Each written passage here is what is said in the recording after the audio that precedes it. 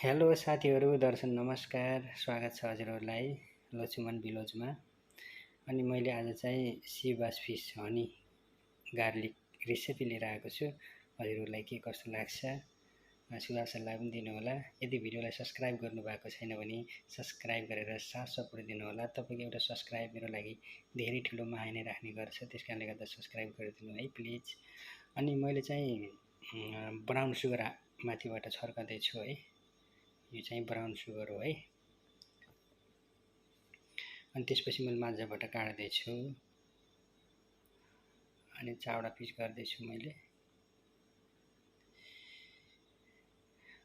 अनि साथीहरू, तपाईलाई मैले एउटा जानकारी गराउन चाहन्छु कि मैले भिडियो बनाउन बिर्सेछु।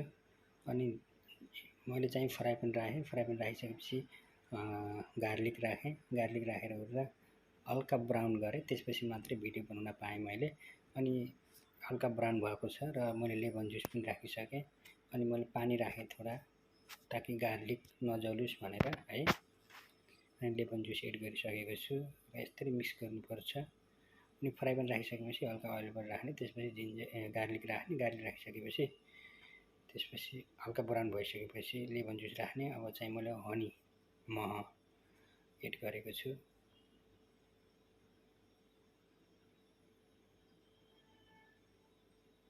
यसको फ्लेभर भनेकै हनी हुन्छ, मह हुन्छ, अनि गार्लिक हुन्छ, अनि लेमन हुन्छ। अनि माथिबाट हल्का यतिकिन प्याजले छर्किनुपर्छ लास्टमा।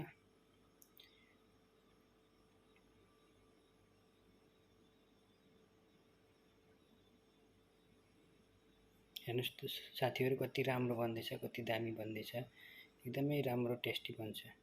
अब चाहिँ मैले लेमन स्लाइस हालेको छु। मैले चट्टा काटेर राखेको थिएँ लेमन स्लाइस, त्यो मैले एड गर्दैछु।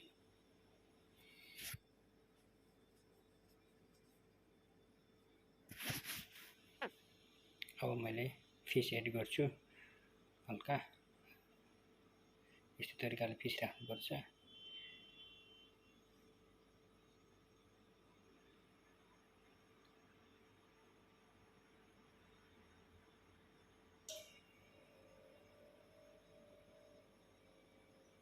यस्तो तरिकाले सेलोमन फिस पनि बनाउन सकिन्छ, अझ राम्रो हुन्छ। तर यो चाहिँ सी बास फिस हो, यो पनि दामी बन्छ।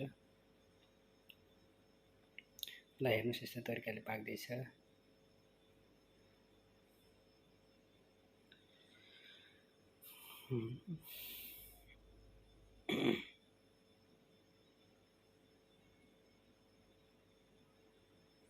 कति राम्रो बन्दैछ साथीहरू। ल यस्तो तरिकाले बन्छ है।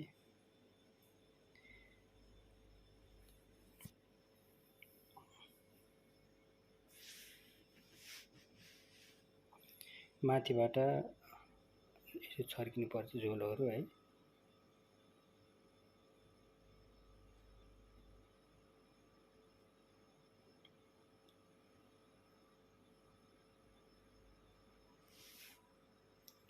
कति दामी बन्दैछ साथीहरू।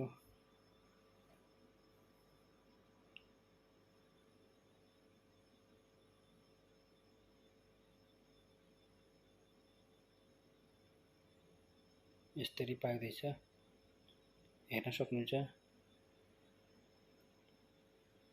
हल्का ब्राउन गर्नुपर्छ यसलाई, बस। अरू केही मेहनत छैन, केही झन्झट छैन, सिम्पल छ। खाना उति नै टेस्टी, उति नै मजा।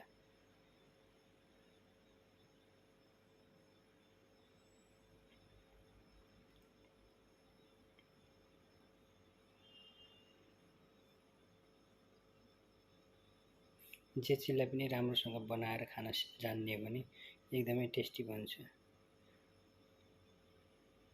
हामीले खासै बनाएर खाना दोर्दैनौँ, जान्दैनौँ र मात्र जे चिजलाई पनि राम्रोसँग बनाएर खाने भने एकदमै राम्रो बन्छ, एकदमै टेस्टी बन्छ।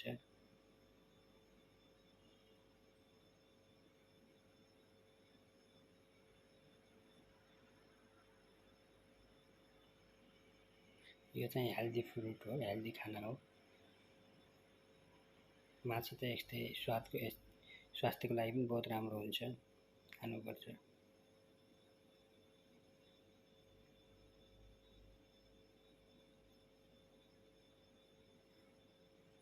ल हेर्नु साथी यसरी पाक्दैछ।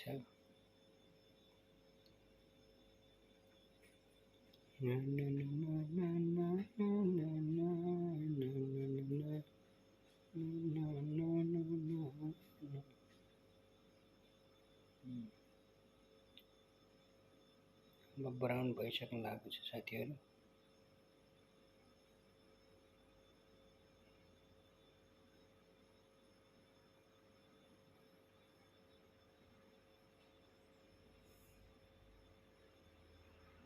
Wow, imagine.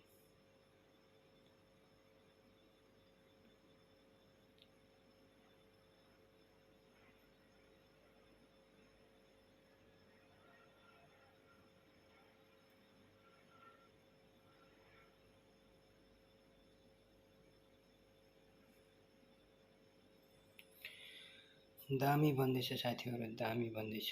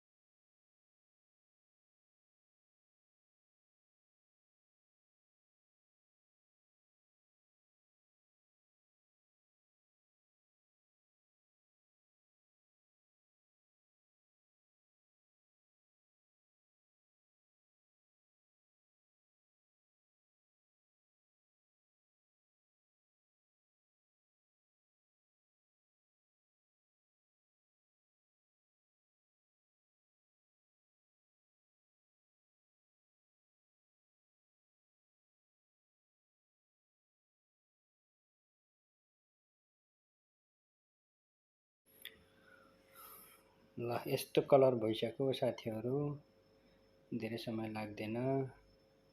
अब लगभग तयारी अवस्थामा पुग्न लागेको छ।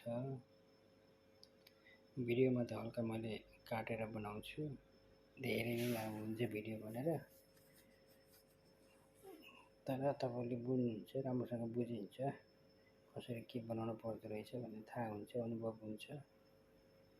त्यही नै मात्र हो साथीहरु।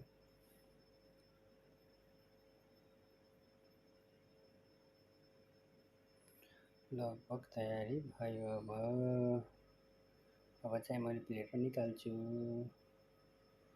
ल साथीहरु, मैले हल्का डेकोरेसन बनाएर राखेको थिएँ। ल तयारी भयो, मैले प्लेटमा हाल्दैछु। यसरी ब्राउन गर्नुपर्छ। वाउ, कति सुन्दर देखिएछ, कति राम्रो देखिएको छ।